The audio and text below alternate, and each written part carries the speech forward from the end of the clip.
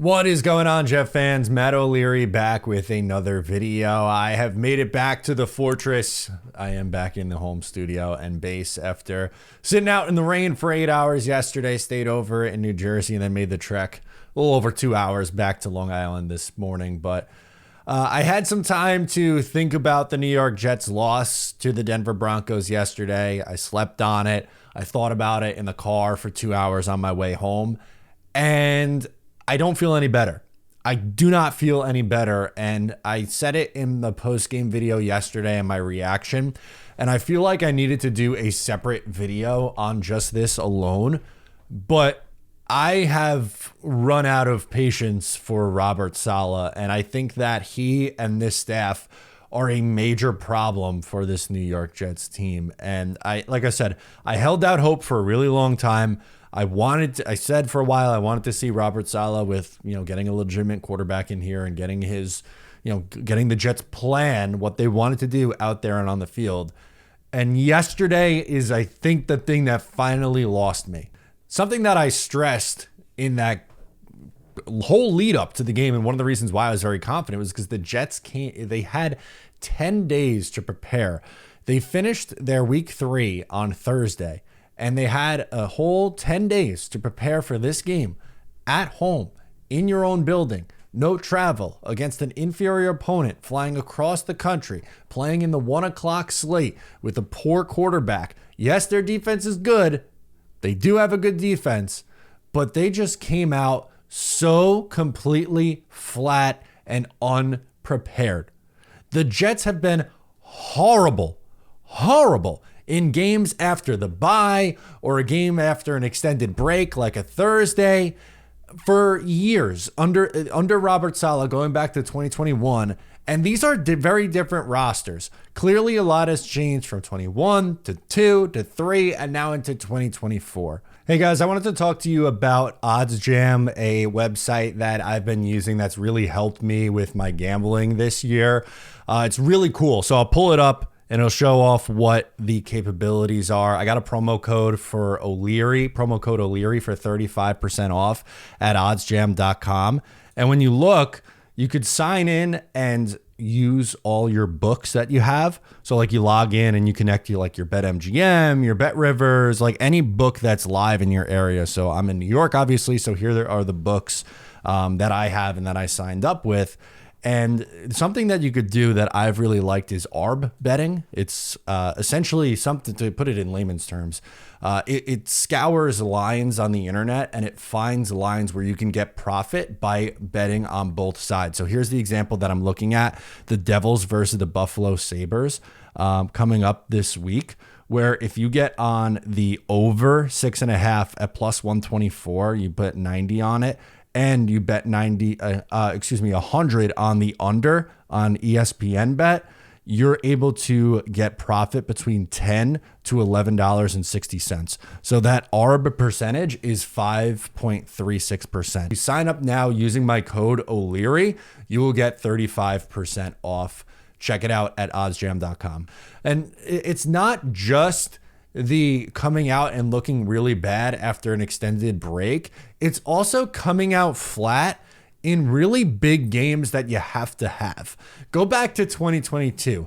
2 games that stood out where the Jets were still clinging to a little bit of life against the Jacksonville Jaguars and Seattle Seahawks. And they were unprepared and not ready to go in either one of those games. Follow that up in 2023. The Jets season on life support. They need a win against the Miami Dolphins to keep the dream alive. Was it a long shot? Yes. But if the Jets won that game, they were selling themselves on, hey, we might get Aaron Rodgers back. He might play at the end of the year to try to get us into the playoffs. They got their doors blown off in Miami. Not even close. An uncompetitive effort in that game. Unprepared. Flat. Not ready to go. Whatever storyline you want to push has been the story for Robert Saleh and this team, unfortunately. So far in 2024, the New York Jets are 6th in the NFL, the 6th most penalized team with 31 penalties through their first 4 games. Yesterday was an embarrassment. They were penalized 13 times. And just Embarrassing false start penalties, pre-snap penalties, things that are completely avoidable. Their gunner, their special teams ace, coming up with just a completely unnecessary penalty, lining up off sides, like completely avoidable things. And they're getting flagged on them. And this is on the heels of the Jets being the most penalized team in 2023 with 124 penalties. It's very, very difficult to win in the NFL when you are leading the league in penalties and when you are top 10 in penalties. That's not supposed to be the case anymore. And just 3 games into his tenure back in 2021, we're talking about September of 2021, 3 years ago now, here's a quote that Robert Saleh said: "Just silly penalties that don't need to happen. We know we're better than that and we'll be better." He said that 3 years ago. Here was his answer after the game yesterday, 3 years later. Robert, I think it was 15 penalties called on you guys, 13 accepted. I mean, what was going on? I mean, a lot of them were pre-snap. I know we had a PI. I know we had the Allen had one on the celebration, but just a lot of pre-snap penalties, which is unacceptable. That's the stuff that we got to get. We have to get that cleaned up. If we can't, you're always going to have in-play penalties. Those are going to happen, but the pre-snap and post-snap penalties, those are the ones that are unacceptable. It's the same freaking story over and over and over again with a different roster and higher expectations. Maybe I was the fool because I said, you know what, the Jets quarterback situation's been so bad over the years. Saleh hasn't been great, but I think the jury's still out on him. I thought there was a chance that maybe with competent quarterback play, he would show some signs of life as a head coach in this league.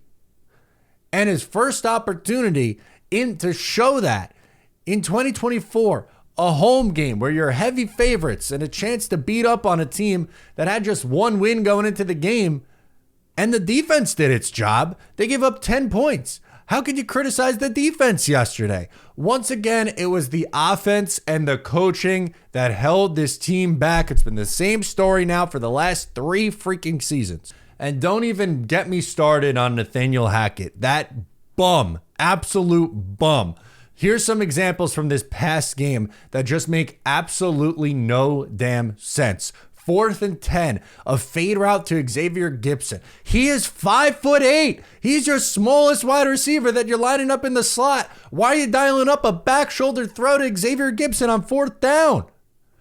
Using the stupid Solomon Thomas package down on the goal line. How cute do you have to get? You drafted Jeremy Ruckert in the 3rd round a few years ago to be your lead blocker. You also drafted a 240 freaking pound running back that they refused to use down on the goal line.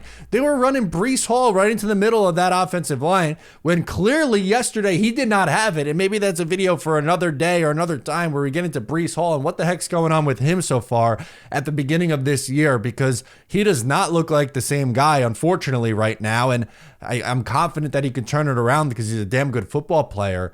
But when he clearly doesn't look like the guy on any play from the 1 yard line, why are you not giving the ball to your running back that nobody wants to tackle? Instead, you run Breece Hall up the middle, nothing. Breece Hall up the middle, nothing. Play action fake. Let's try to throw it to our defensive tackle on a little leak out instead of trying to throw it to, I don't know, Garrett Wilson, your tall wide receiver, and Alan Lazard, who's been on the same page with Rodgers, your tall wide receiver, and Mike Williams, who's made a living making these back shoulder catches his entire career.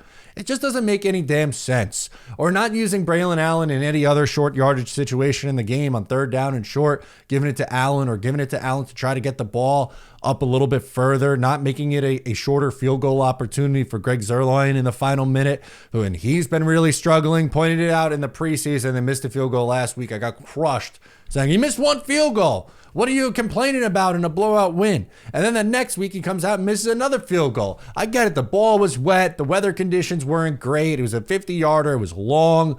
But that's one that Greg Zuerlein hits last year. But also the Jets should not have been in that spot.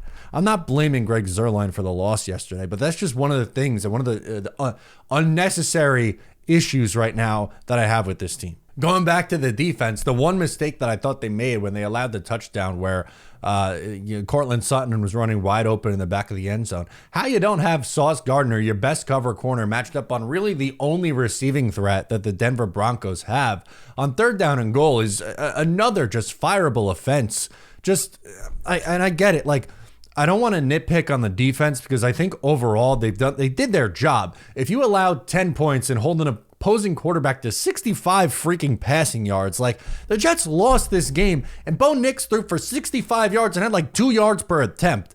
He stinks. The guy absolutely stinks, and the Jets couldn't get out of their own way in this game and find a way to squeak one out at home when you had 10 days off to prepare. It's ridiculous. Unfortunately, again, I think this is the thing that lost me, and I hope to God I'm proven wrong. Please, I want to be proven wrong. I want this team to win every single week, go on a run, and win a freaking Super Bowl, but I just don't have the confidence that I do after what we saw yesterday that the Jets will win anything of consequence with this coaching staff. I think they're holding them back. I don't think they're good enough, and they look like a bottom 5 coaching staff in the sport. Defensively, they've been fine, but the story has been the same on the offensive side of the ball for years and years and years. And they were scoring their first 3 games of the year, 3 touchdowns a pop. But oh boy, when they needed them most, in a game yesterday you absolutely had to have before the schedule gets a lot harder. Again, you got Minnesota, who's undefeated. Then after that, you got a tough game against Buffalo, who's leading the division right now. And then, oh yeah, you got to go on the road to Pittsburgh on Sunday Night Football. And let's not kid ourselves, the Jets staff will not be the better staff in any of those 3 games that I just listed off right there. Not a chance. The season is not over. They can still be a playoff team, but I don't know how anyone can sit here today on Monday after that effort that we saw yesterday and you go, yep, everything is completely fine, not worried at all, bounce it back next week and we'll be good. Sure, maybe the Jets still make the playoffs this year. Maybe they're a 10-win team instead of an 11 or 12-win team, but I don't think this coaching staff is good enough. I think they proved that yesterday. I hope they prove me wrong. I hope they get this thing in gear and start being a damn good football team. That's what I want to see because I am a Jets fan. And at the end of the day, it is better if this team wins games. I want them to win every single week. I don't have any faith in this coach. I really don't. And it's really damn frustrating. He's a nice guy. He's a good defensive mind, but I don't think he's a head coach. And it's frustrating. Vent in the comments. I'm Matt O'Leary. We'll catch you next time.